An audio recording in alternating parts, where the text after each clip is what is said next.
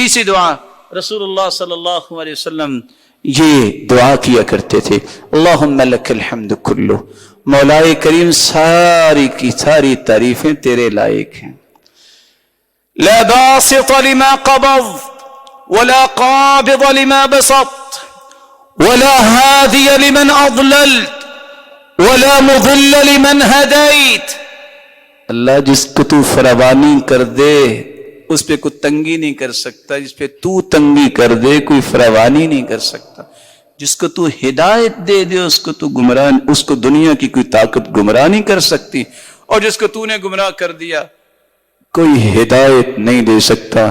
اللہم احینا مسلمین، اس لیے اللہ جب تک رکھنا ایمان کے ساتھ رکھنا، وتوفنا مسلمین، فوت کرنا اسلام کی حالت میں، والحقنا بالصالحین، اور ساتھ دینا صالحین کا، غیر خزایا ولا مفتونین، بغیر فتنے کے،